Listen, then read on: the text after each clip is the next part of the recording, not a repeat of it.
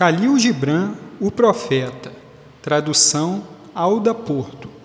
O Profeta, obra-prima de Khalil Gibran, lançado em 1923, é um livro que inspira por meio de uma filosofia simples, viver bem com os nossos pensamentos, comportamentos e escolhas. Com sábias palavras, o autor propõe uma reflexão sobre a bondade e a beleza da vida. O Profeta é uma obra acessível para ler em todas as idades, pois nos ensina sobre o amor, o trabalho, a alegria, a morte, entre outros temas universais. Por isso é um livro tão aclamado, com muitas edições e um grande número de leitores. A chegada do navio. Al-Mustafá, o eleito e o bem-amado que foi um amanhecer na época em que viveu, esperava 12 anos na cidade de Orfalese o navio que iria transportá-lo de volta à sua ilha natal. E no 12º ano, no 7º dia de Iuliu, o mês da colheita, ele subiu a colina que não tinha muralhas e olhou em direção ao mar, quando contemplou o navio chegando em meio ao nevoeiro. Então se escancararam as portas de seu coração, e a alegria dele voou bem longe sobre o mar. Fechou os olhos e orou no silêncio da alma. Mas, ao descer a colina, lhe abateu uma tristeza que o fez pensar em seu coração. Como partirei em paz e sem aflição? Não sem uma ferida no espírito haverei de deixar esta cidade. Longos foram os dias de dor que passei dentro de suas muralhas, e longas as noites de solidão. E quem consegue separar-se sem arrependimento da dor e da solidão que traz dentro de si?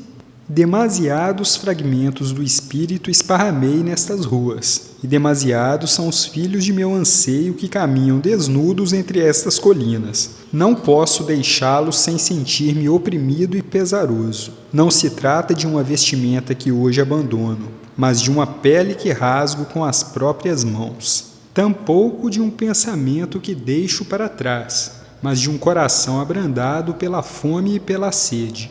No entanto, não posso mais me demorar. O mar que tudo chama a si agora me chama, e preciso embarcar. Pois permanecer, apesar de as horas arderem na noite, é me imobilizar, cristalizar e ser cingido num molde.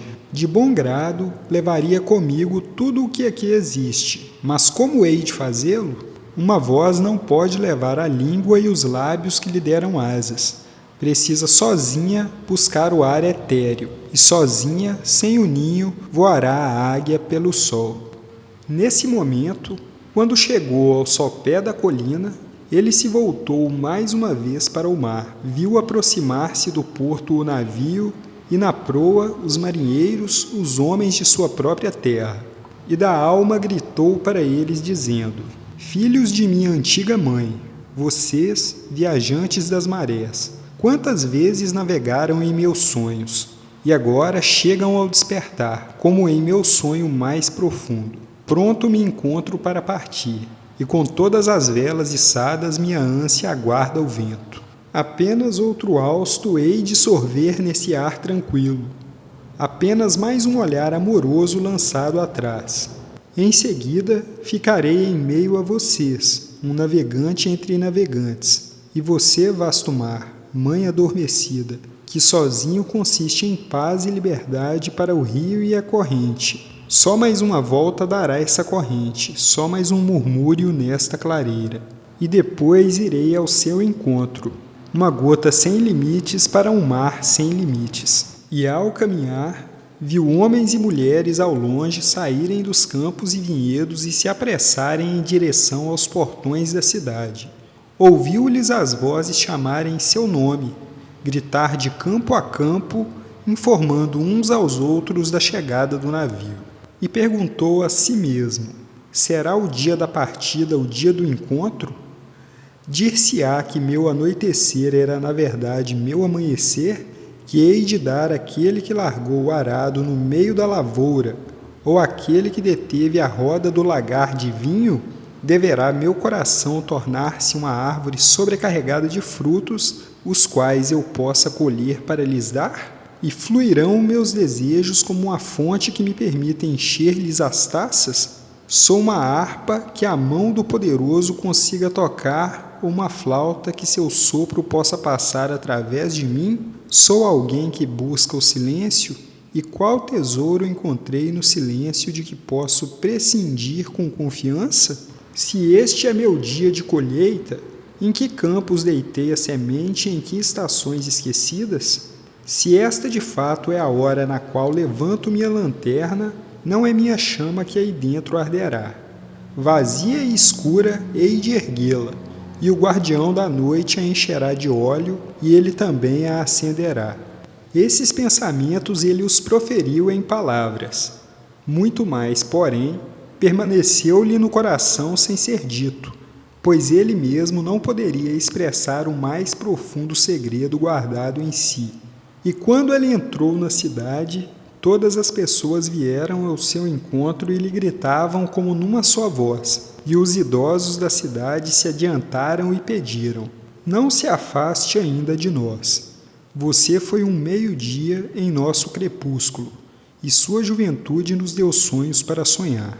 Não é um estranho entre nós, nem um hóspede, mas nosso querido e amado filho. Que nossos olhos não sofram ainda por não lhe ver o semblante.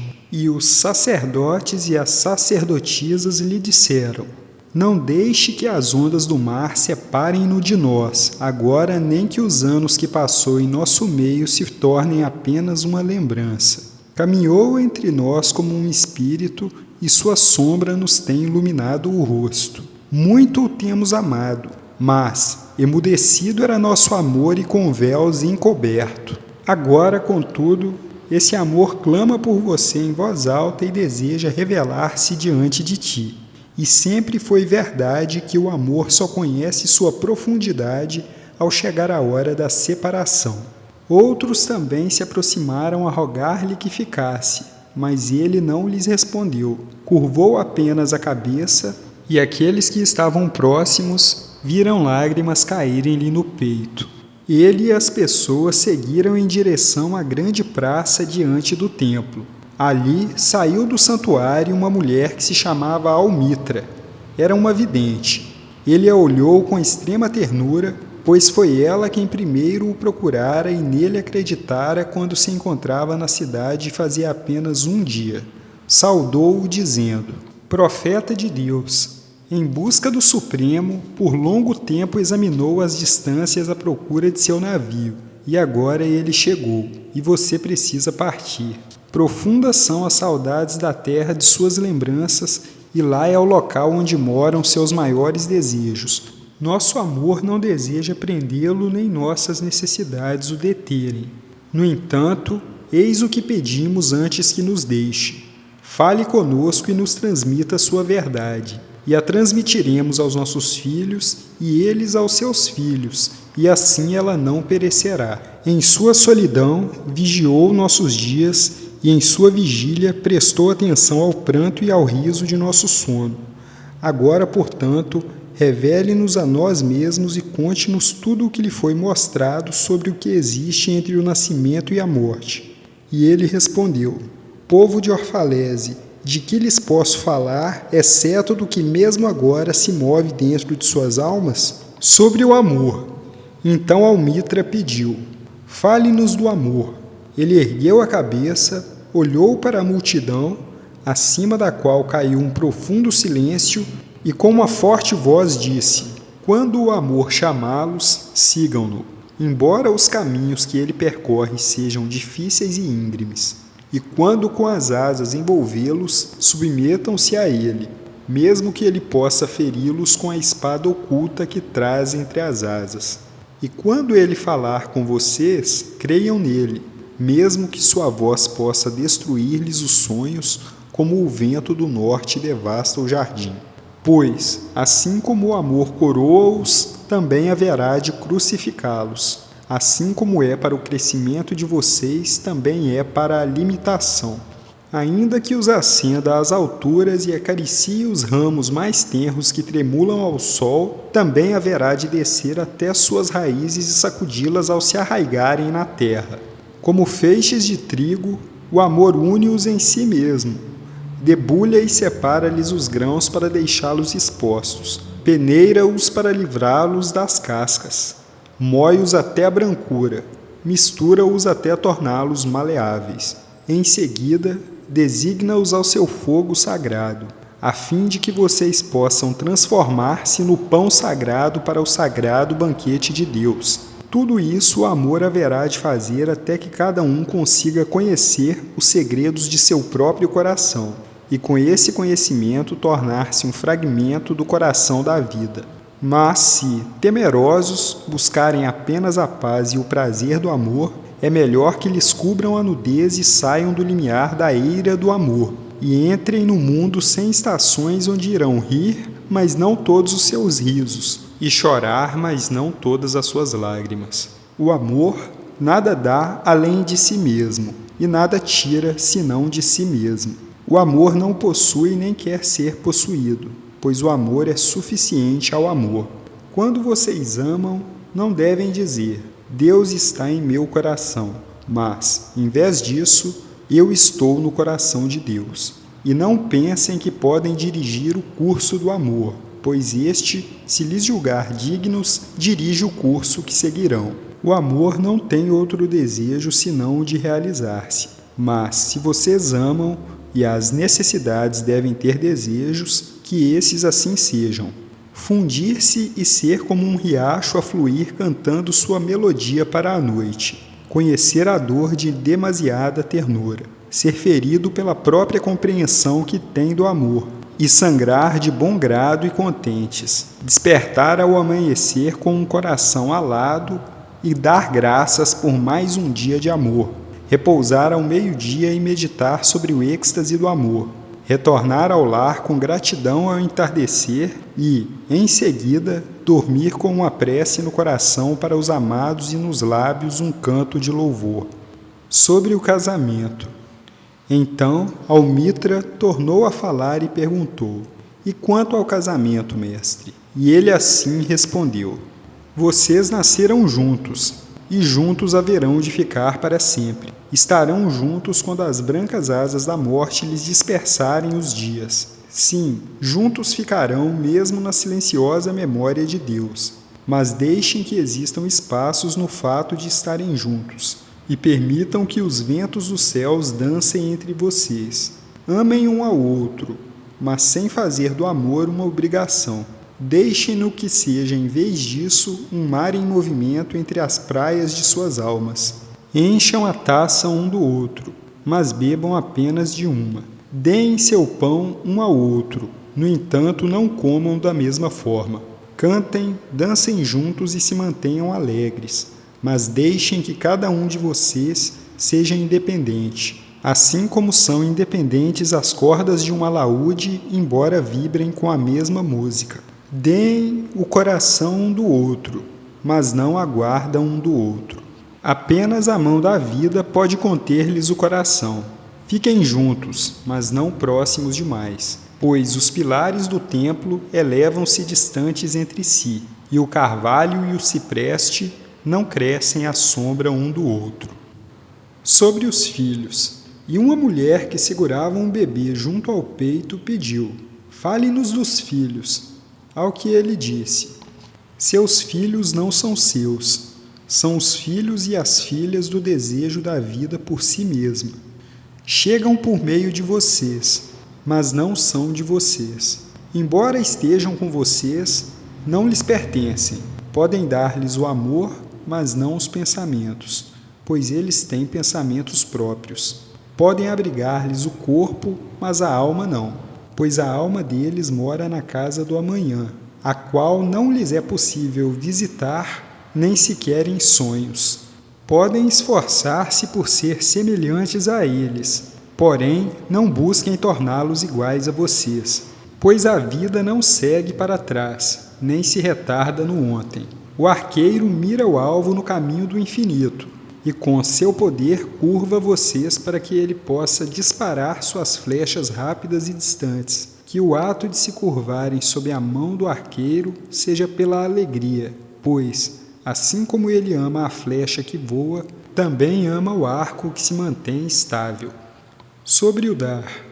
Então um rico propôs: Fale-nos do dar. E ele respondeu: vocês dão pouco ao se despojarem de suas posses. O verdadeiro dar é quando dão de si mesmos. Pois que são essas posses além de coisas que conservam e guardam por recear que talvez delas precisem amanhã?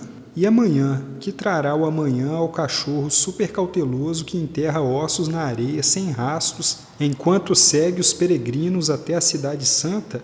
E que é o temor da necessidade, senão a própria necessidade? Não é o medo que os faz sentir uma sede insaciável, mesmo quando vocês têm o poço cheio? Aos que dão pouco do muito que possuem, e o fazem para serem admirados. E esse desejo oculto torna-lhes os donativos prejudiciais. Como também existem os que pouco têm e tudo dão. Trata-se dos que acreditam na vida e em sua generosidade, e o cofre deles jamais fica vazio.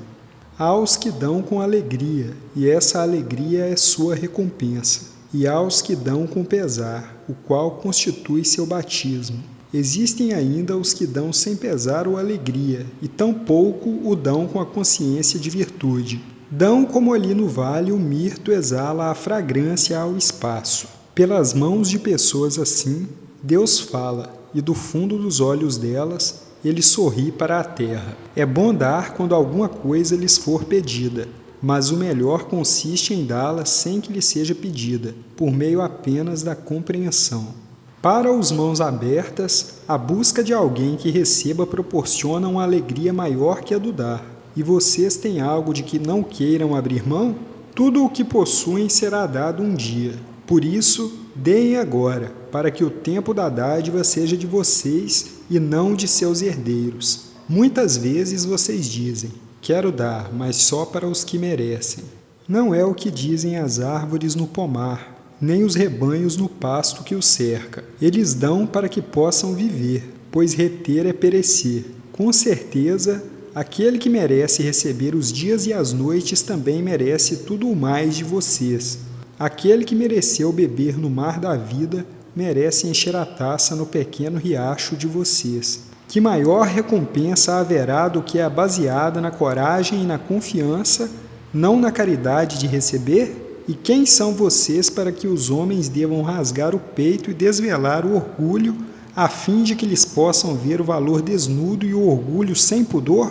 Examinem primeiro se vocês merecem ser doadores e instrumentos do dar, pois, na verdade, a vida é que dá a vida, enquanto vocês, que se julgam generosos, não passam de testemunhas. E vocês, recebedores, todos o são. Não pressuponham a gratidão como um peso, para não pôr um julgo em si mesmos nem naquele que dá. Em vez disso, elevem-se com quem deu, nas suas dádivas como se em asas. Pois ficar supercônscios de suas dívidas é duvidar da generosidade que tem a terra magnânima como mãe e Deus como pai. Sobre comer e beber. Então pediu um idoso, administrador de uma hospedaria: fale-nos de comer e beber. E ele disse: quem dera que vocês pudessem viver na fragrância da terra e, como as epífitas, ser sustentados pela luz. Mas, como precisam matar para comer e roubar o leite da mãe do recém-nascido para pagar-lhes a sede, que se faça disso, portanto, um ato de adoração. E que sua mesa se erga como um altar em que os puros e inocentes da floresta e da planície sejam sacrificados pelo que no homem é mais puro e ainda mais inocente. Quando matarem um animal, digam-lhe no íntimo de si: pelo mesmo poder que eu sacrifico, também sou sacrificado, e também serei consumido. Pois a lei que o entregou à minha mão irá entregar-me à mão mais poderosa. Seu sangue e o meu não são nada além da seiva que nutre a árvore do céu. E quando triturarem uma maçã com os dentes, digam-lhe no íntimo de si: suas sementes viverão em meu corpo. Os brotos de seu amanhã hão de florescer em meu coração, e seu perfume será meu alento. Juntos nos regozijaremos por todas as estações. E no outono, quando colherem as uvas dos vinhedos para o lagar, digam no íntimo de vocês: também sou um vinhedo, e se colherão meus frutos para espremê-los. Como vinho novo, irei ser conservado em recipientes eternos. e no inverno, ao sorver o vinho, deixem entoar-lhes no coração um cântico para cada taça, e que essa música suscite uma recordação dos dias outonais, do vinhedo e do lagar. Sobre o trabalho. Então o lavrador dirigiu-lhe a palavra: fale-nos do trabalho. E ele respondeu dizendo: vocês trabalham a fim de acompanhar o ritmo e a alma da terra, porque ficar ocioso é tornar-se um estranho para as estações e retirar-se do cortejo da vida que marcha com grandiosidade e orgulhosa submissão ao rumo do infinito. Quando trabalham, vocês constituem uma flauta através de cujo coração o sussurro das horas transforma-se em música. Qual de vocês iria desejar ser uma cana muda e silenciosa quando tudo o mais canta em uníssono? Sempre lhes foi dito que o trabalho é uma maldição e a labuta uma desventura. Mas eu lhes digo que quando trabalham vocês realizam parte do mais distante sonho da terra que lhes foi designada na ocasião do nascimento desse sonho, e na continuidade do trabalho vocês na verdade amam a vida. Amar a vida mediante a faina é tornar-se íntimo do mais profundo segredo da vida. Mas, se do trabalho originar-se uma aflição, e o peso do corpo for uma maldição inscrita na testa, respondo que nada senão o suor da testa eliminará o que está escrito. Também lhe disseram que a vida é escuridão, e em seu cansaço vocês ecoam a voz dos cansados. E eu lhes digo que a vida, na verdade, é escura, exceto quando existe um forte impulso. E todo impulso é cego, a não ser quando há conhecimento. Todo conhecimento é vão, exceto quando há trabalho. Todo trabalho é vazio, salvo quando existe amor. E quando trabalham com amor, vocês se unem a si mesmos uns aos outros e a Deus. O que significa então trabalhar com amor? É urdir o tecido com fios arrancados do coração, como se seu amado fosse usar esse tecido. E construir uma casa com afeição, como se seus amados fossem habitá-la. Assim como espalhar sementes com ternura e ceifar a colheita com alegria, como se seus amados fossem comer os frutos. Significa insuflar em tudo o que vocês criam um alento de seu próprio espírito. E saber que todos os antepassados queridos se encontram perto de vocês e os observam com atenção. Muitas vezes eu os ouvi dizerem, como se falando no sono: aquele que trabalha no mármore e encontra sua própria alma na pedra é mais nobre do que aquele que lavra a terra. Aquele que se aposta do arco-íris para estendê-lo num tecido transformado na imagem do homem é superior àquele que faz as sandálias que calçamos. No entanto, eu lhes digo, não no sono, mas na atividade do meio-dia, que o vento não fala com mais doçura aos gigantescos carvalhos do que a menor das folhas de relva. E só é grande aquele que, pelo seu próprio amor, transforma a voz do vento numa música melodiosa. O trabalho é o amor que se tornou visível. E se vocês não conseguem trabalhar com amor, mas apenas com aversão, é melhor que abandonem o trabalho. Sentem-se no portão do templo e recebam esmolas daqueles que trabalham com alegria. Pois, se assarem o pão com indiferença, vão assar um pão amargo, que só saciará a metade da fome do homem. Se esmagar uvas lhe causa rancor, este destilará um veneno no vinho. E se cantarem, embora como anjos, sem apreciar o canto, vão abafar o som das vozes do dia e da noite aos ouvidos do homem. Sobre a alegria e a tristeza.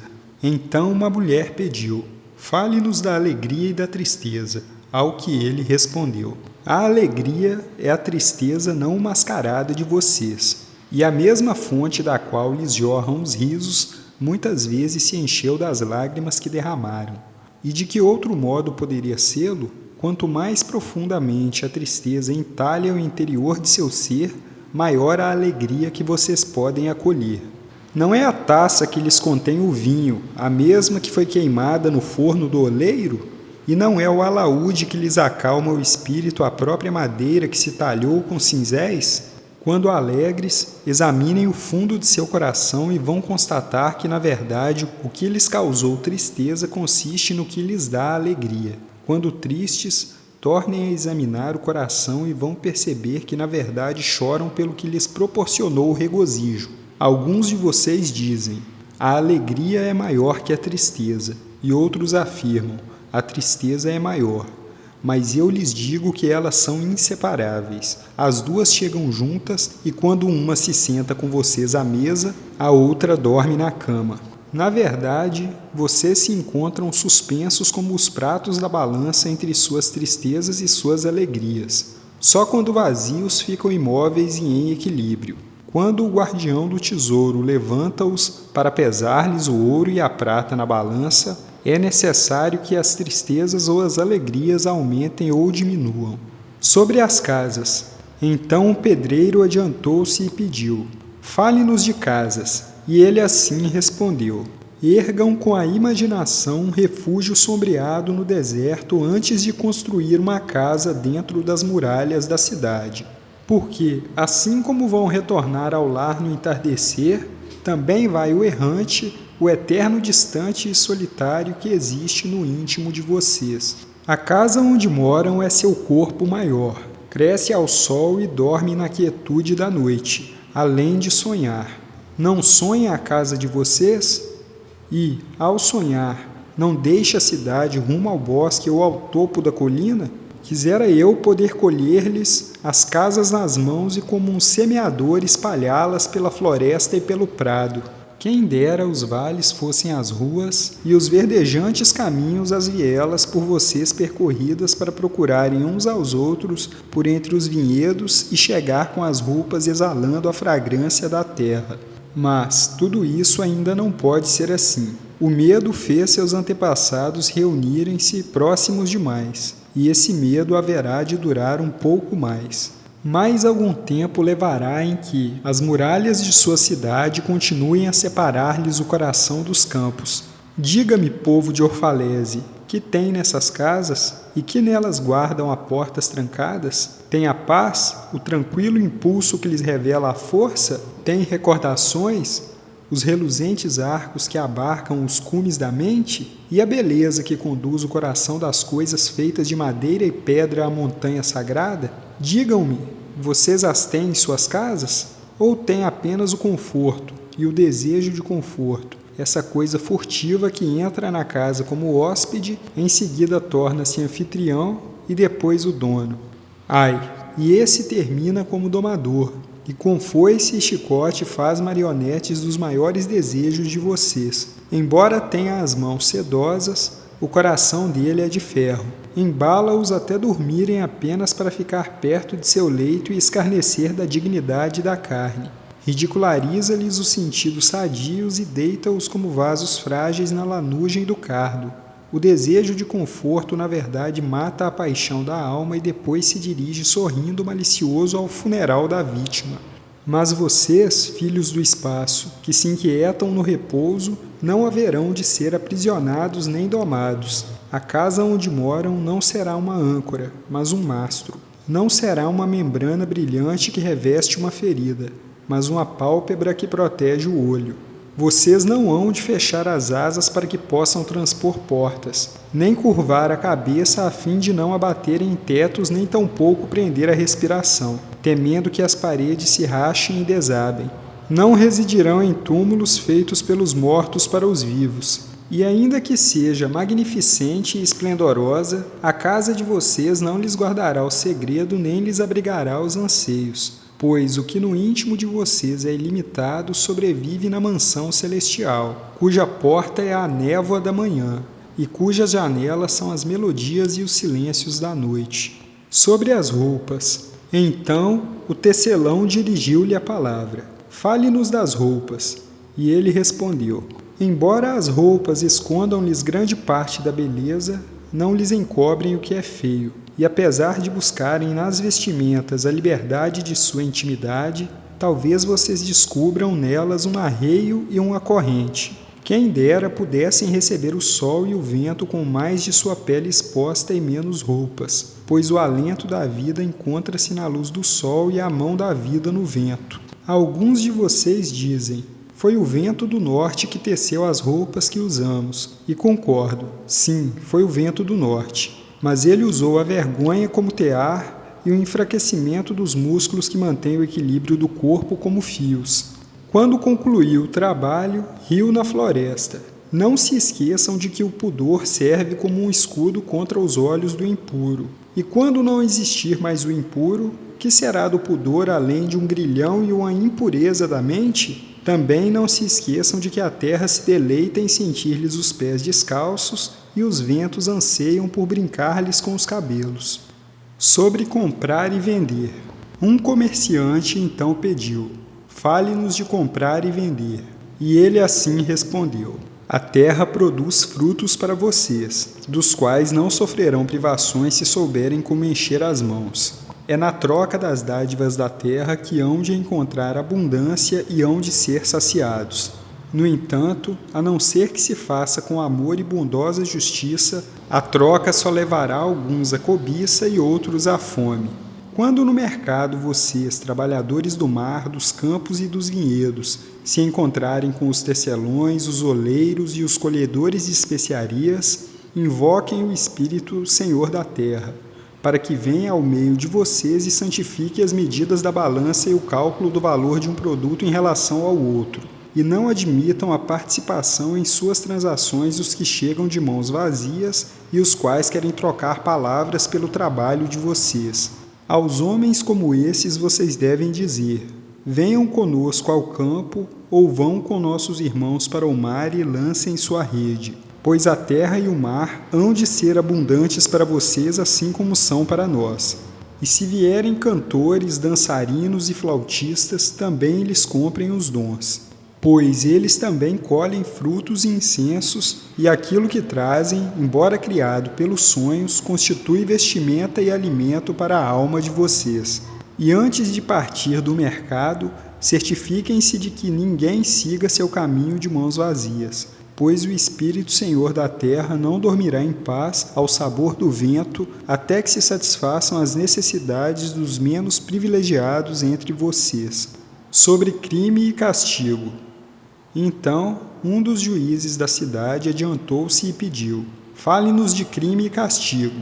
E ele respondeu dizendo: quando o espírito se põe a andar sem destino no vento, é que vocês, sozinhos e descuidados, cometem uma falta aos demais e, em consequência, a si mesmos. E, por essa falta cometida, devem bater e esperar algum tempo sem ser atendidos no portão dos bem-aventurados. Como o mar é o eu divino de vocês, ele permanece para sempre imaculado.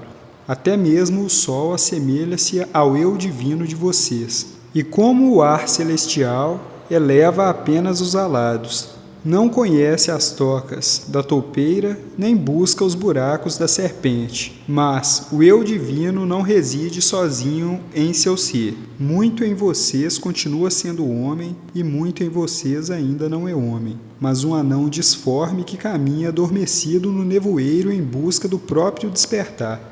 E sobre o homem existente em vocês que agora quero falar, pois é ele, não o seu eu divino, nem o anão no nevoeiro, que conhece o crime e o castigo do crime. Muitas vezes, ouve-os se referirem a alguém que cometeu um delito como se ele não fosse um de vocês, mas um estranho e um intruso em seu mundo. Mas eu lhes digo que, assim como os santos e os justos não podem ascender mais alto do que o mais elevado que existe em cada um de vocês, também os malévolos e os fracos não podem cair abaixo do que existe de mais inferior em vocês. E, assim como uma única folha não amarelece sem o silencioso conhecimento da árvore inteira, assim o transgressor não pode fazer o mal sem a vontade oculta de todos vocês. Como uma procissão, juntos vocês caminham em direção ao eu divino. São o caminho e os caminhantes. E quando um de vocês cai, ele cai para que não ocorra o mesmo com aqueles que seguem atrás de si, uma precaução contra a pedra que o derrubou. Ele cai também pelos que caminham à sua frente, os quais, embora com passos mais rápidos e seguros, não retiraram o obstáculo.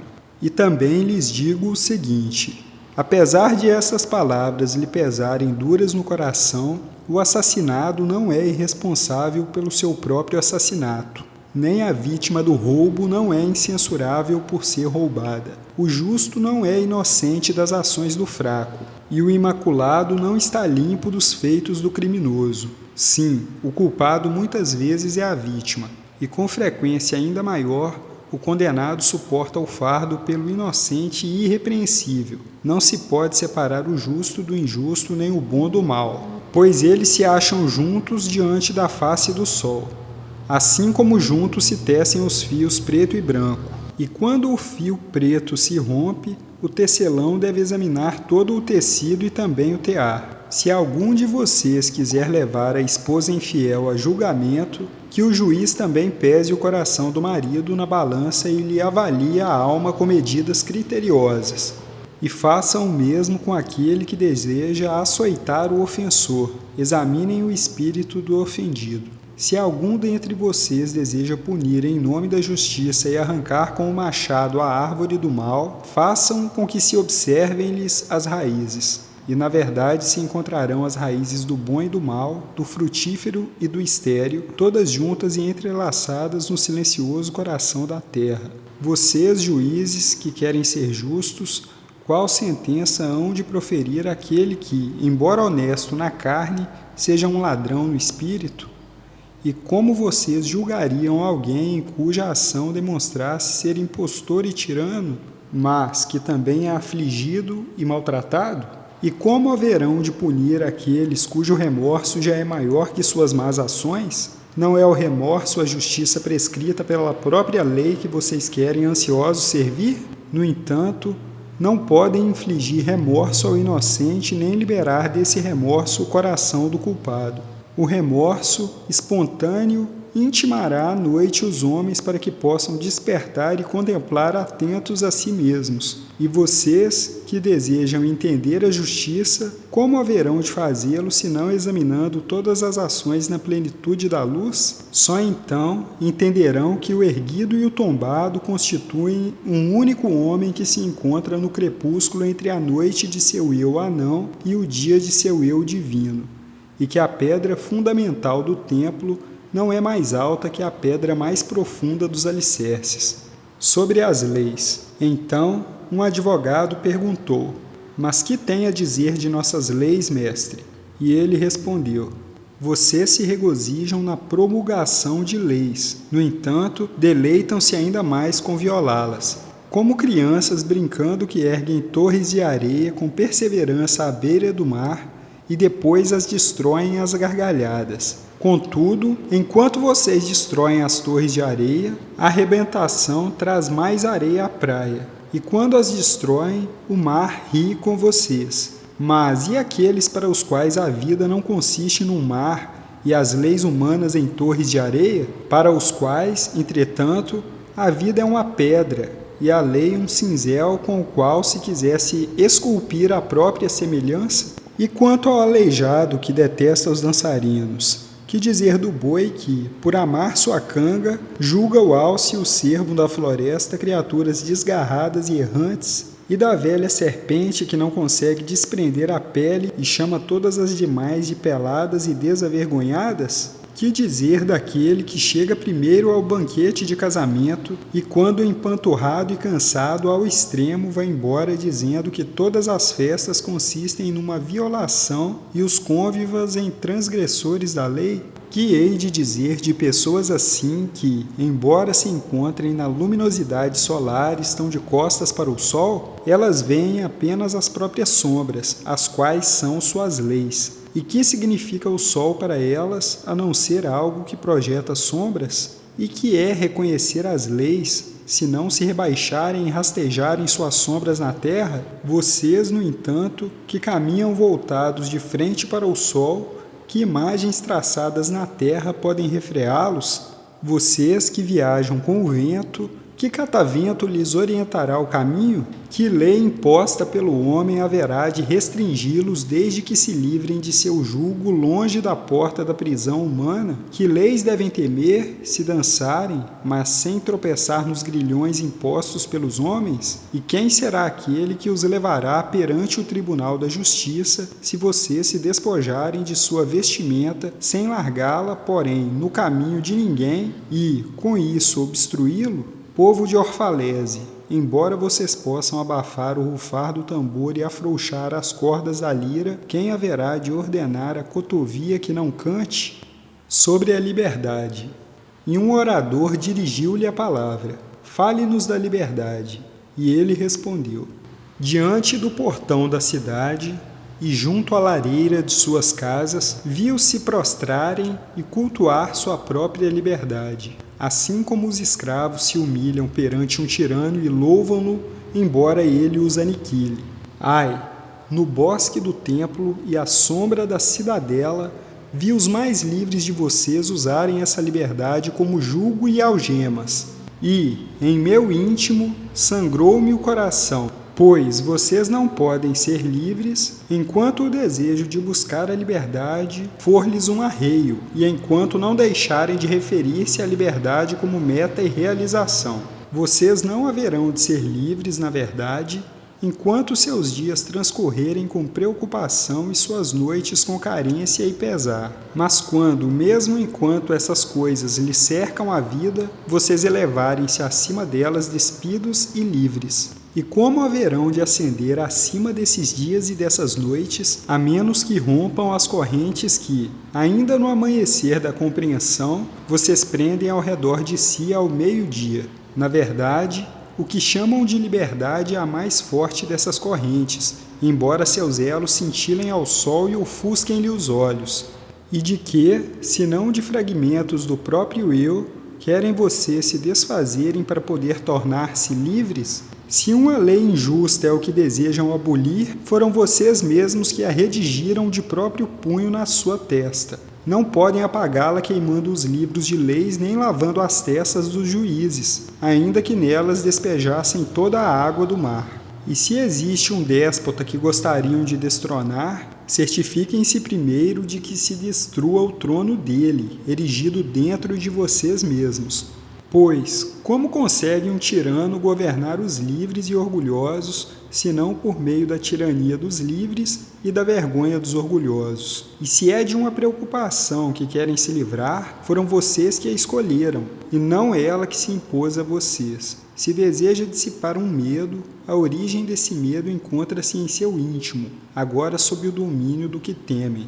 Tudo isso, na verdade, move-se no interior do ser em constante semi-abraço, o desejado e o temido, o repugnante e o apreciado, o que vocês perseguem e do qual querem fugir. Trata-se de coisas que se movem em seu íntimo, como luzes e sombras que se deslocam aos pares e se agarram. E quando a sombra se esvai e desaparece, a luz que subsiste torna-se uma sombra de outra luz. Desse modo, a liberdade de vocês, quando se desprende dos grilhões, torna-se ela mesma o grilhão de uma liberdade maior. Sobre a razão e a paixão. A sacerdotisa tornou a interpelá-lo e pediu: fale-nos da razão e da paixão. Muitas vezes, a alma de vocês é um campo de batalha, no qual a razão e o discernimento travam guerra contra a paixão e o desejo. Quisera eu pudesse ser um pacificador da alma de vocês, e transformar a discórdia e a rivalidade dos elementos que os constituem em unidade e melodia. Mas como o farei, a menos que vocês também sejam os pacificadores, não os amigos de todos os elementos que os formam? A razão e a paixão são o leme e as velas da alma navegante de vocês. Se essas velas ou leme se quebram, resta-lhes apenas serem lançados e levados pela corrente ou então ficarem retidos, imóveis no meio do mar. Pois a razão, ao governar sozinha, é uma força limitante, e a paixão, isolada, uma chama que arde até sua autodestruição. Por isso, deixem a alma exaltar-lhes a razão à altura da paixão, para que ela possa cantar. e deixem-na conduzir a paixão com razão, a fim de permitir à paixão vivenciar a própria ressurreição diária e, como a fênix, renascer das próprias cinzas. Eu gostaria que encarassem o discernimento e o desejo existentes em vocês como o fariam em casa com 2 hóspedes queridos. Com certeza, não tratariam com mais deferência a um que ao outro, pois aquele que se mostra mais atencioso com um deles perde o amor e a confiança de ambos. Em meio às colinas, quando se sentarem à fresca sombra dos choupos brancos, partilhando a paz e a serenidade dos campos e dos prados distantes, deixem então que o coração de vocês diga em silêncio: Deus descansa na razão. E quando chegar a tempestade, o poderoso vento sacudir a floresta, os trovões e relâmpagos proclamarem a majestade do céu, deixem então que seu coração diga em silêncio: Deus se move na paixão. Visto que vocês constituem um sopro na esfera e uma folha na floresta de Deus, também deveriam descansar na razão e mover-se na paixão. Sobre a dor. E uma mulher adiantou-se e solicitou: Fale-nos da dor. Ao que ele respondeu: A dor é a ruptura da aparência que lhes enclausura a compreensão. Assim como o caroço da fruta deve romper-se para que possa expor o interior ao sol, vocês também precisam conhecer a dor. Se pudessem manter o coração maravilhado diante dos milagres diários de sua vida, a dor não pareceria menos prodigiosa que a alegria que vocês sentem, e aceitariam as estações do coração, assim como sempre aceitaram as que passam pelos campos, e observariam com serenidade a passagem dos invernos de dor que os aflige. São vocês que escolhem grande parte dessa dor.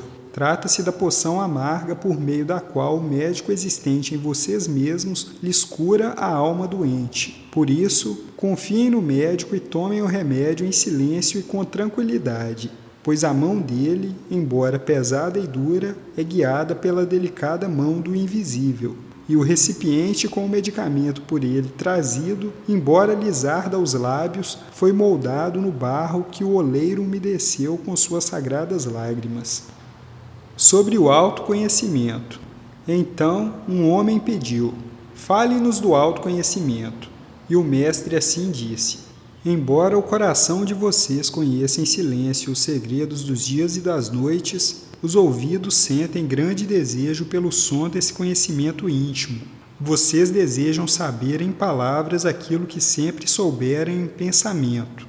Gostariam de com os dedos tocar o corpo nu dos sonhos de vocês. E tudo bem que assim queiram fazê-lo. A oculta fonte da vida de sua alma precisa jorrar e correr murmurando rumo ao mar. E assim, o tesouro de suas infinitas profundezas será revelado aos olhos de vocês. Mas não usem balanças para pesar esse tesouro desconhecido, nem procurem as profundezas do conhecimento de vocês com varinha de rabdomante, nem com fita métrica, pois o eu é um mar sem limites e imensurável. Não digam: encontrei a verdade, mas em vez disso, encontrei uma verdade. Não digam: encontrei o caminho da alma. É preferível que digam: encontrei a alma caminhando em meu caminho. Pois a alma percorre todos os caminhos, não anda em linha reta nem cresce como um junco. A alma desvela a si mesma como um lótus de incontáveis pétalas.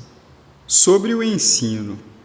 Então, um professor interpelou-o: Fale-nos do ensino.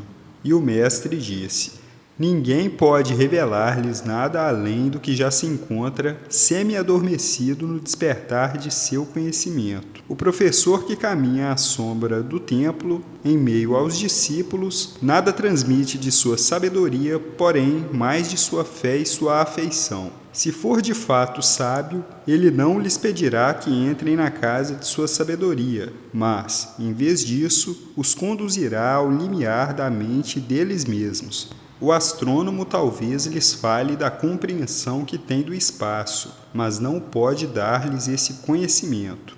O músico pode reproduzir para vocês o ritmo existente em todo o espaço, mas não lhes pode dar o ouvido que aprende o ritmo, nem a voz que o ecoa. E quem é versado na ciência dos números pode falar do domínio de pesos e medidas, mas não conduzi-los a ele, pois a sabedoria de um ser humano não empresta suas asas aos outros. E assim como cada um de vocês se encontra sozinho no conhecimento de Deus, assim cada um precisa ficar sozinho em seu conhecimento de Deus e na compreensão da terra. Sobre a amizade. E um jovem adiantou-se e pediu: fale-nos da amizade.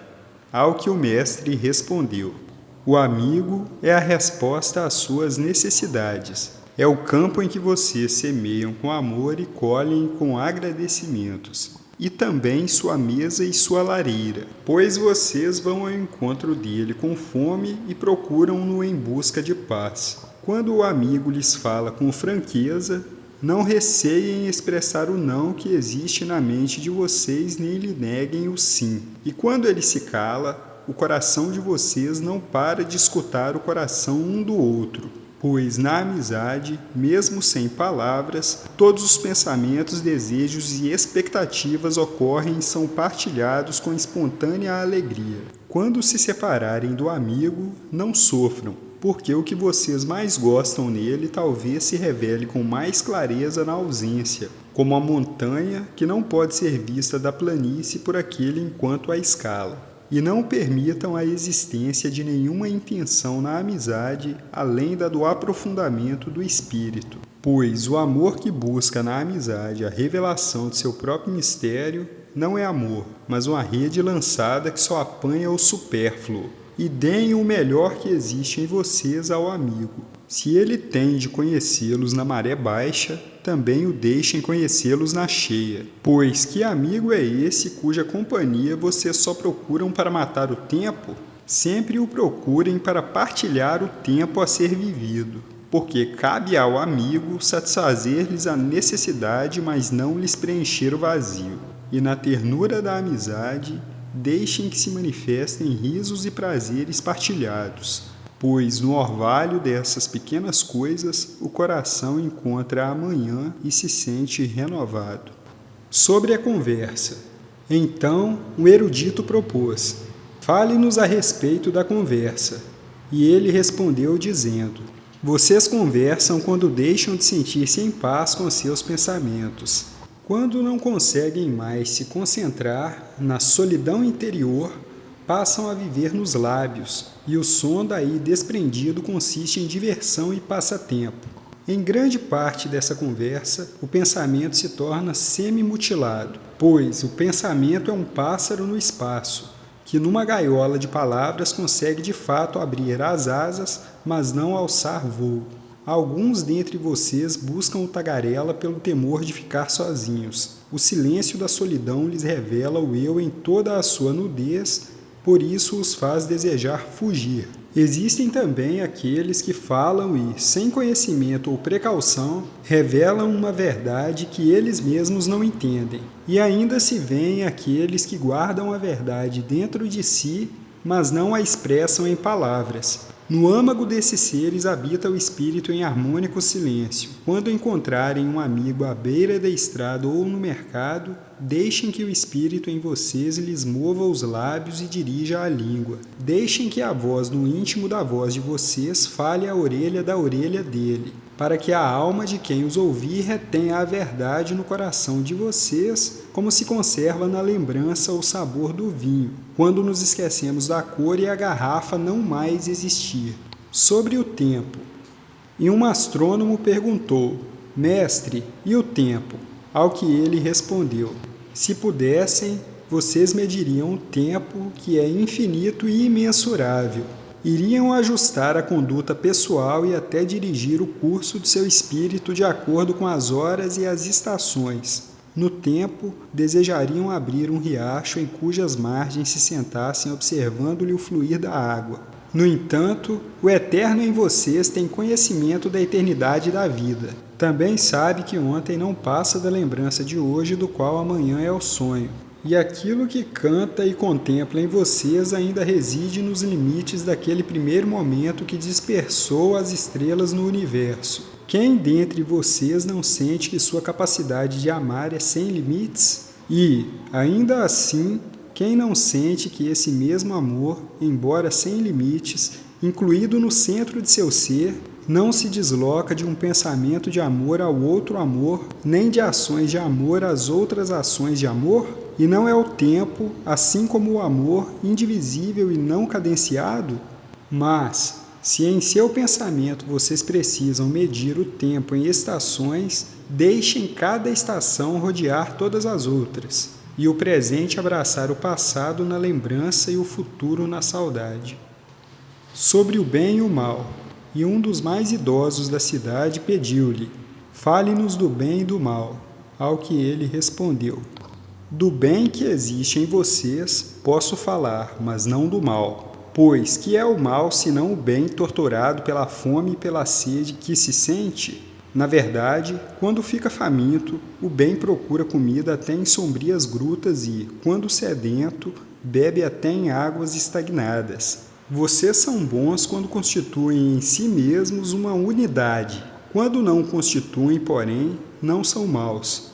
Pois uma casa dividida não é um antro de ladrões, mas apenas uma casa dividida. E um navio sem leme pode navegar à deriva entre ilhas sem, apesar disso, sossobrar até o fundo. Vocês são bons quando se esforçam para dar de si mesmos. Não são maus, contudo, quando buscam o ganho para si mesmos. Porque, quando lutam pelo ganho, vocês não passam de uma raiz que se arraiga na terra e suga-lhe o peito. Com certeza, a fruta não pode dizer à raiz: seja como eu, madura, cheia e eterna doadora de sua abundância. Pois, para a fruta, o dar é uma necessidade, assim como o receber é uma necessidade para a raiz. Vocês são bons quando plenamente conscientes de suas palavras, mas não são maus quando adormecem enquanto sua língua vacila sem sentido. E até uma fala vacilante pode fortalecer uma língua fraca. Vocês são bons quando se encaminham firmes e a passos destemidos para sua meta. Não são maus, porém, quando para lá seguem claudicantes. Mesmo os que claudicam não retrocedem. Mas vocês, que são fortes e ligeiros, tomem cuidado para não claudicar diante dos coxos, julgando tratar-se isso de um ato de bondade. Vocês são bons de incontáveis maneiras e não são maus quando não são bons, apenas desperdiçam o tempo na ociosidade. É lamentável que os veados não possam ensinar rapidez às tartarugas.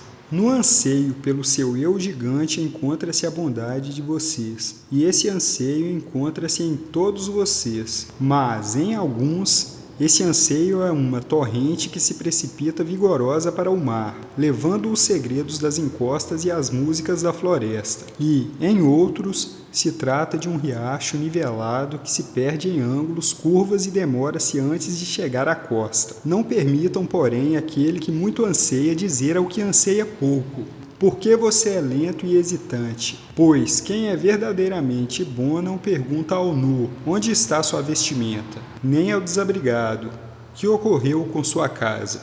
Sobre a oração. Então, uma sacerdotisa interpelou: fale-nos da oração.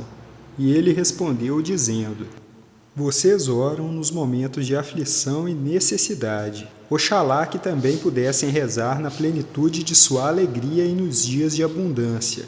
Pois que não é a oração a expansão de vocês mesmos no ar etéreo da vida? E se derramar sua obscuridade no espaço celeste serve para reconfortá-los, serve também para deleitá-los verter a alvorada do coração de vocês. Se vocês conseguem apenas chorar quando sua alma intima-os a orar, ela deverá incitá-los repetidas e repetidas vezes, embora ainda aos prantos, até que na oração passem a sorrir. Quando rezam, vocês se elevam no ar ao encontro daqueles que estão rezando nessa mesma hora, e com os quais, a não ser na oração, não podem encontrar-se. Portanto, façam que sua visita a esse templo seja apenas para o êxtase e para a doce comunhão, porque, se entrarem no templo com outro objetivo senão o de pedir, não irão receber, e se ali entrarem para se humilhar, nada haverá de elevá-los, ou mesmo que entrem para suplicar pelo bem de outros, não serão atendidos. Basta que entrem no templo indivisível. Não posso ensinar-lhes como orar em palavras. Deus não lhes escuta as palavras, exceto quando Ele mesmo as expressa pelos lábios de vocês. E não lhes posso ensinar a oração dos mares, nem das florestas e das montanhas. Mas vocês, nascidos das montanhas, das florestas e dos mares, podem encontrar em seu coração a oração de cada um. E se apenas escutarem atentos na quietude da noite, hão de ouvi-los dizer em silêncio: Nosso Deus, nosso eu alado, é a vossa vontade que em nós se manifesta. É vosso desejo em nós que é desejado. É vosso estímulo em nós que quer transformar nossas noites, que são vossas, em dias que também são vossos. Não podemos nada vos pedir, pois conheceis nossas necessidades antes que essas nasçam em nós. Sois nossa necessidade, e, ao nos dardes mais de vós, dai-nos tudo. Sobre o prazer, então, um ermitão que visitava a cidade uma vez por ano, adiantou-se e pediu: Fale-nos do prazer. E ele respondeu dizendo: O prazer é uma música de liberdade, mas não a liberdade. Consiste no florescer de seus desejos, não contudo no fruto deles. É um chamado da profundidade às alturas, mas não o profundo nem o elevado. Embora seja o engaiolado que alça voo, não é rodeado pelo espaço. Sim, o prazer, pura verdade, é uma música de liberdade, e muito me satisfaria fazer que a cantassem com a plenitude de seu coração, mas não gostaria que perdessem o coração na cantoria. Alguns de seus jovens buscam o prazer como se isso fosse tudo e são julgados e repreendidos. Eu não os julgaria nem repreenderia, desejaria que o buscassem, pois eles hão de encontrá-lo, mas não sozinhos. 7 são suas irmãs, e a menor delas é mais bela que o prazer. Não ouviram falar do homem que cavava a terra em busca de raízes e encontrou um tesouro? E alguns de seus idosos ainda se lembram de prazeres com arrependimento como erros cometidos na embriaguez. O arrependimento, contudo, é a nebulosidade e não o castigo da mente. Eles deviam lembrar-se dos prazeres com gratidão, como o fariam da colheita de um verão.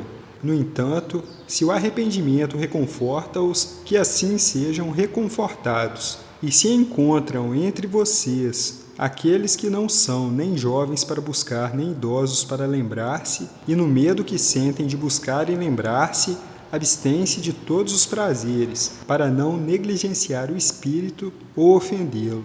Mas, mesmo nessa abstenção, está o prazer deles, e, em consequência, também esses encontram um tesouro ao cavar com mãos trêmulas em busca de raízes. Digam-me, porém, quem é aquele que pode ofender o espírito? Ofenderá o rouxinol a quietude da noite ou o pirilampo as estrelas? E sobrecarregará o vento, a chama ou a fumaça de vocês? Pensam que o espírito é um plácido lago que vocês podem perturbar com uma vara? Muitas vezes, ao negar a si mesmos o prazer, vocês apenas escondem o desejo nos recessos de seu ser. Quem não sabe que aquilo que parece omitido no presente aguarda o futuro? Até o corpo de vocês tem conhecimento da herança e da necessidade legítima de prazer e não será enganado. E o corpo é a harpa da alma de vocês, e vocês podem fazer sair dela música melodiosa ou sons confusos. Agora se perguntem no íntimo: como iremos diferenciar o que é bom no prazer do que não é? Vão aos seus campos e aos seus jardins, e ali aprenderão o prazer da abelha ao colher o néctar da flor, mas também o prazer da flor ao dar seu néctar à abelha. E para a abelha, a flor é uma fonte de vida, e para a flor, a abelha é uma mensageira de amor. E para ambas, abelha e flor, o dar e o receber prazer constituem uma necessidade e um êxtase. Povo de Orfalese, em seus prazeres, sigam o exemplo das flores e das abelhas. Sobre a beleza. Um poeta dirigiu-se ao mestre e pediu que lhes falasse da beleza. Ao que ele respondeu: onde buscarão a beleza e como a encontrarão, se ela mesma não for seu caminho e seu guia? E como dela falarão, a não ser que ela seja o fio que lhes tece a fala? Os aflitos e sofridos dizem: A beleza é boa e amável, como uma jovem mãe, um tanto acanhada de sua própria glória, caminha entre nós. E os entusiasmados contestam: não, a beleza refere-se à força e ao medo. Como a tempestade, ela agita a terra sob nós e o céu que nos encima. Os cansados e esgotados dizem: a beleza consiste em suaves sussurros. Ela se expressa em nosso espírito. Sua voz rende-se aos nossos silêncios como uma frágil luz que tremula por recear a sombra.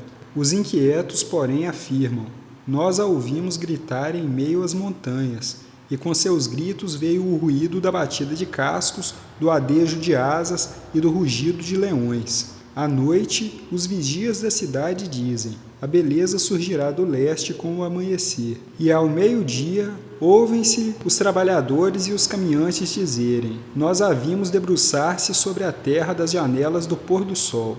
No inverno, comentam os confinados por causa da neve em algum lugar. Ela há de chegar com a primavera e saltitar pelas colinas. E no calor do verão, os segadores dizem: nós a avistamos dançando com as folhas outonais e exibia flocos de neve nos cabelos. Tudo isso vocês disseram a respeito da beleza. Na verdade, contudo, não falavam dela, mas de necessidades insatisfeitas. E a beleza não é uma necessidade, e sim um êxtase. Não se trata de uma boca sedenta nem de uma mão vazia estendida, mas, em vez disso, de um coração ardente e uma alma encantada. Ela não é a imagem que gostariam de ver, nem a música que gostariam de ouvir. É uma imagem que vocês veem, mesmo de olhos fechados, e uma música que escutam ainda que com os ouvidos tapados.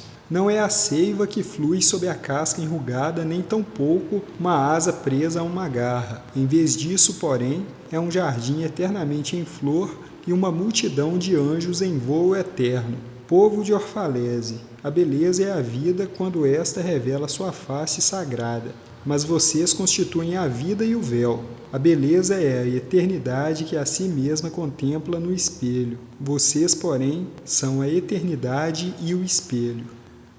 Sobre a religião. E um velho sacerdote propôs: fale-nos da religião.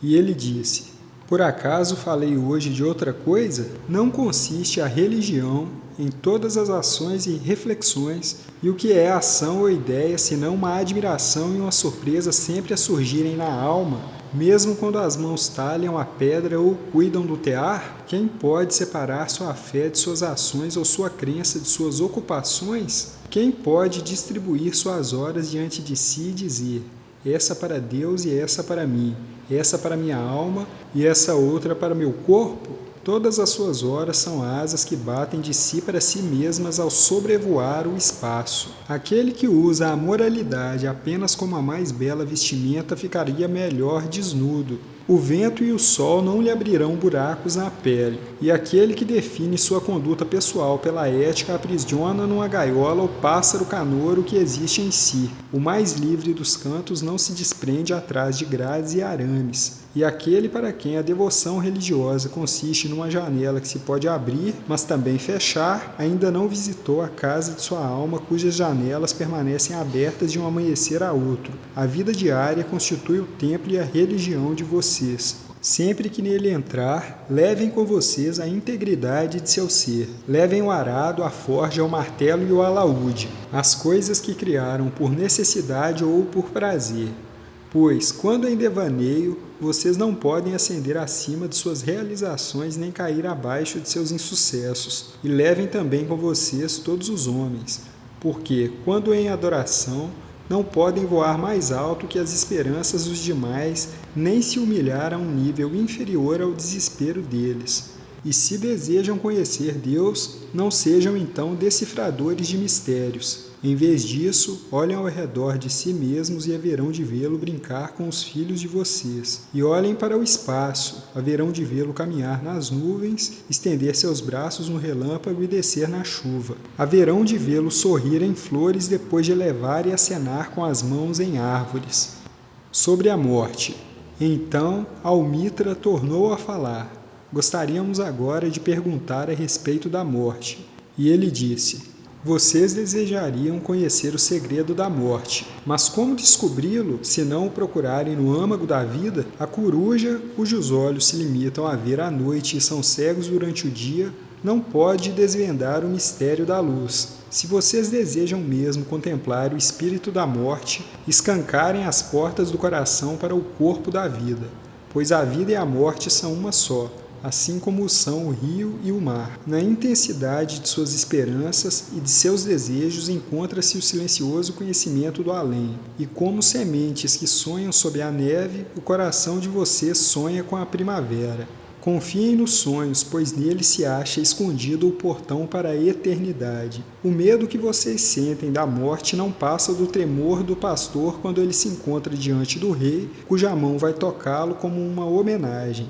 Não se sente feliz o pastor sob seu medo por trazer em si o gesto respeitoso do rei? No entanto, não fica ele mais atento ao seu temor? Pois que é morrer se não ficar nu no vento e dissolver-se no sol? E que é cessar de respirar, a não ser libertar a respiração de suas agitadas oscilações, para que possa desimpedida se elevar, expandir e recorrer a Deus? Só quando beberem do rio do silêncio, vocês na verdade cantarão, e quando tiverem chegado ao topo da montanha, começarão então a ascender. E, quando a terra passar a reivindicar-lhes os membros, aí irão verdadeiramente dançar. A despedida. Chegava enfim o anoitecer, e Almitra, a vidente, disse: abençoado seja este dia, este lugar e seu espírito que falou. Ao que ele respondeu: fui eu quem falou? Não fui também o ouvinte? Em seguida, desceu a escada do templo e todas as pessoas o seguiram. Após embarcar no navio, parou no convés, e ao virar-se e encarar aqueles que o acompanharam, elevou a voz e disse: povo de Orfalese, o vento me ordena que os deixe. Embora menos apressado que o vento, preciso partir. Nós, errantes, sempre em busca do caminho mais solitário, não começamos nenhum dia onde terminamos outro, e nenhum nascer do sol encontra-nos onde o pôr do sol nos deixou. Mesmo enquanto a terra dorme, viajamos. Somos as sementes da planta tenaz e no amadurecimento e na plenitude do coração nos entregamos ao vento e nos dispersamos. Breves foram meus dias entre vocês, e mais breves ainda as palavras que proferi. Se, no entanto, minha voz se extinguir em seus ouvidos e meu amor se esvair de sua lembrança, virei de novo a vocês. E, com um coração mais rico e lábios mais submissos ao Espírito, hei de falar. Sim, retornarei com a maré. Embora talvez a morte me esconda e o silêncio maior me envolva, mais uma vez buscarei a compreensão de vocês. E essa busca não será em vão. Se algo do que eu disse é verdade, essa verdade irá revelar-se a si mesma numa voz mais clara e em palavras mais próximas de seus pensamentos. Parto com o vento, povo de Orfalese, mas não para o vazio. E, se esse dia não for a satisfação de suas necessidades e do meu amor, que seja então a promessa da chegada de outro dia. As necessidades do homem mudam, mas não seu amor nem o desejo de que esse amor lhe satisfaça as necessidades. Saibam, portanto, que do silêncio maior haverei de retornar. A névoa que se dissipa ao amanhecer e deixa apenas orvalho nos campos irá elevar-se, acumular-se numa nuvem e depois cair em forma de chuva. E não diferente da névoa fui eu. Na tranquilidade da noite, caminhei por suas ruas e meu espírito entrou na casa de vocês, e os batimentos do coração de vocês no meu também pulsaram. Seu alento tocou-me o rosto e conheci todos vocês. Sim, conheci-lhes a alegria e a dor, e enquanto dormiam, seus sonhos foram meus sonhos. Muitas vezes fiquei em meio a vocês como um lago entre as montanhas. Refleti os cumes e as encostas inclinadas que existem em vocês, e até os pensamentos e os desejos momentâneos passando em grande número em suas mentes. E ao meu silêncio chegavam aos borbotões torrentes de risadas de suas crianças e rios de anseios de seus jovens. E, quando alcançavam a profundidade de meu ser, as torrentes e os rios não paravam, contudo, de cantar. No entanto, ainda mais melodioso que o riso e maior que o anseio, o que chegavam a mim, era o que existe sem limite em vocês. o imenso homem diante do qual vocês não passam de células e músculos. Ele, em cujo canto toda a música que vocês entoam consiste apenas numa silenciosa palpitação. É nesse imenso homem que vocês são imensos. E foi enquanto eu o observava que contemplei vocês e os amei. Pois quais distâncias que não se encontrem nessa imensa esfera pode o amor alcançar? Quais visões, expectativas e suposições conseguem superar em altura esse voo? Como um carvalho gigantesco coberto de flores de macieira, é o imenso homem que existe em vocês. Desse homem, a força arraiga-os na terra, a fragrância eleva-os ao firmamento, e na durabilidade dele vocês são imortais. Já lhes disseram que, assim como uma corrente, vocês são tão fracos quanto o elo mais fraco dela. Trata-se apenas de meia-verdade. Vocês também são tão fortes quanto seu elo mais forte. Avaliá-los pela ação mais ínfima de vocês é calcular a força do mar pela fragilidade de sua espuma. Julgá-los pelos seus insucessos é culpar as estações pela inconstância delas. Sim, vocês são como o mar. E ainda que navios de grande calado aguardem a maré nas costas, vocês, contudo, assim como o mar, não podem apressar a maré em que se encontram. Vocês também se assemelham às estações. E, apesar de negarem em seu inverno sua primavera, a primavera que repousa dentro de vocês, porém, sorri sonolenta e não se sente ofendida. Não pensem que faço essas afirmações a fim de que possam dizer uns aos outros: ele muito nos louvou, viu em nós apenas o bem. Só lhes digo em palavras o que vocês mesmos já conhecem em pensamento. E que é o conhecimento dito em palavras, senão uma sombra do conhecimento sem palavras? Seus pensamentos e minhas palavras são ondas de uma memória lacrada que guarda registros dos nossos dias passados e dos antigos dias quando a terra não nos conhecia, a nós nem a si mesma, e de noites em que se lavrava a terra no caos. Sábios vieram a vocês para transmitir-lhes a sabedoria deles. Eu vim para receber a de vocês. E vejam algo por mim encontrado que é superior à sabedoria. Trata-se de um espírito ardoroso existente no íntimo de todos, sempre a alentar-se mais de si mesmo, enquanto, sem levá-lo em consideração, vocês deploram o fenecimento de seus dias. Esse espírito consiste na busca de vida em corpos que temem a sepultura. Não existem sepulturas aqui. Essas montanhas e planícies são um berço e um ponto de partida. Sempre que passarem pelo campo onde jazem os antepassados que ali vocês estenderam para que descansem em paz, examinem bem em seguida que irão ver a si mesmos e aos seus filhos de mãos dadas. Muitas vezes, na verdade, alegram-se sem o sabê-lo.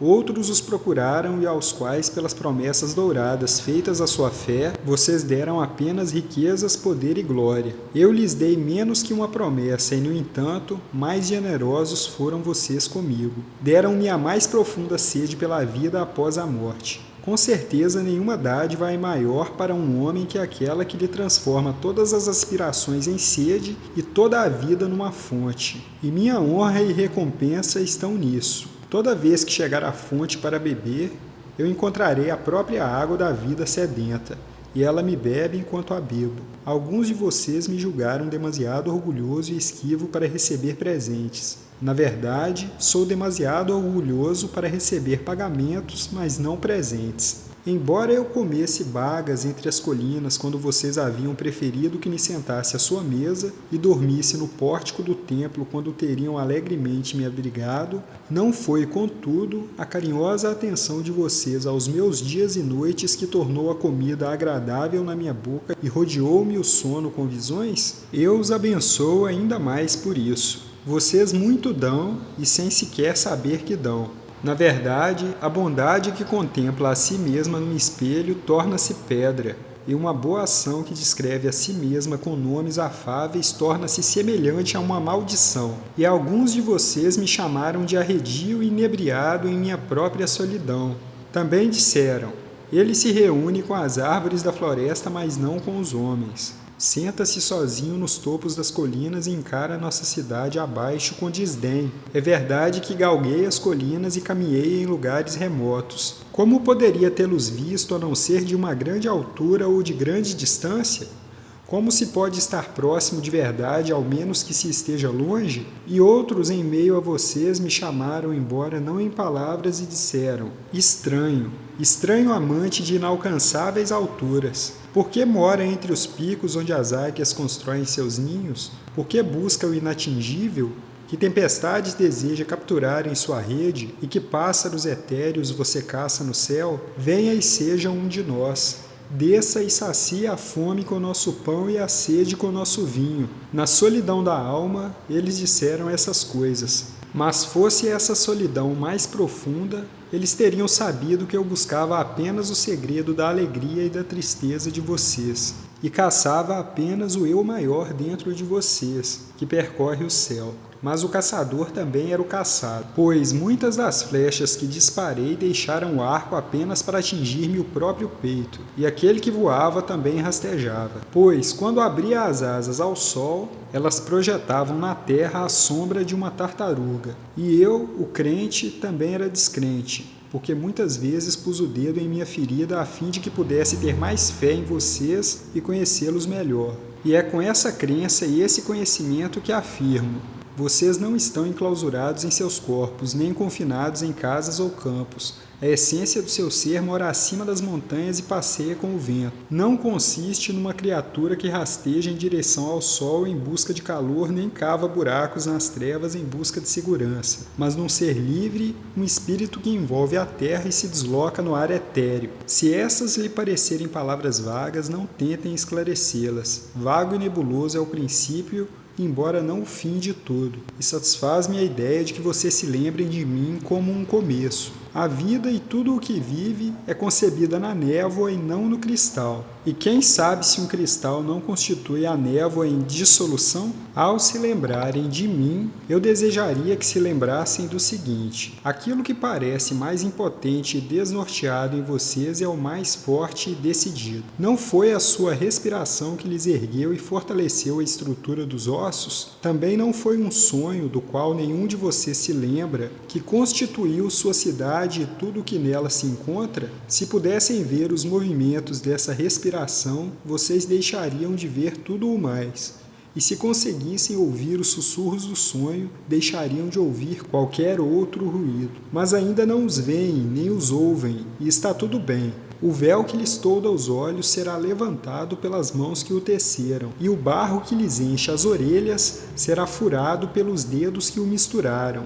E vocês verão e ouvirão. No entanto, não hão de deplorar ter conhecido a cegueira, nem arrepender-se de ter sido surdos, pois nesse dia conhecerão os desígnios ocultos em todas as coisas, e abençoarão a escuridão como abençoavam a luz. Após dizer tudo isso, ele olhou ao redor e viu o capitão do navio em pé diante do leme, desvirando o olhar das velas enfunadas para o horizonte, e disse: paciente, demasiado paciente é o capitão de meu navio. O vento sopra e as velas se agitam. Até o leme implora um rumo. No entanto, meu capitão tranquilamente espera que eu me cale. E esses meus marinheiros que ouviram o coro do imenso mar também me ouviram pacientes. Agora não mais esperarão. Estou pronto. A corrente chegou ao mar e mais uma vez a grande mãe abraça o filho junto ao peito. Adeus, povo de Orfalese. Este dia findou. Fecha-se em nós assim como o nenúfar em seu próprio amanhã. O que aqui nos foi dado, iremos guardá-lo. E se não for suficiente, mais uma vez precisaremos nos reunir e unidos estender as mãos àquele que nos dá. Não mais que daqui a pouco tempo, minha saudade reunirá pó e espuma para criar outro corpo. Logo, logo, após um momento de descanso ao sabor do vento, outra mulher me trará ao mundo. Despeço-me de vocês e da juventude que passei em sua companhia. Foi apenas ontem que nos encontramos num sonho. Cantaram para mim em minha solidão e eu de seus anseios construí uma torre no céu. Mas agora nosso sono fugiu, nosso sonho terminou e já não é mais o amanhecer. O meio-dia surge diante de nós. Nosso semi-despertar tornou-se pleno dia e devemos separar-nos. Se, no crepúsculo da lembrança, tivermos de nos encontrar mais uma vez, juntos conversaremos de novo e vocês cantarão para mim uma música mais profunda. E se acaso nossas mãos se unirem em mais um sonho, construiremos outra torre no céu. Após dizer essas palavras, ele fez um sinal para os marinheiros, os quais logo ergueram a âncora, soltaram o navio das amarras e seguiram rumo ao leste. E, parecendo emitido por um único coração, desprendeu-se das pessoas um clamor que se elevou crepúsculo adentro e foi transportado sobre o mar como um imenso soar de trombeta. Só Almitra ficou calada a contemplar o navio até que ele desaparecesse na névoa. E depois que todas as pessoas se dispersaram, ela continuava sozinha diante do quebra-mar e lembrava-se no íntimo do que ele dissera. Logo, logo, após um momento de descanso ao sabor do vento, outra mulher me trará ao mundo.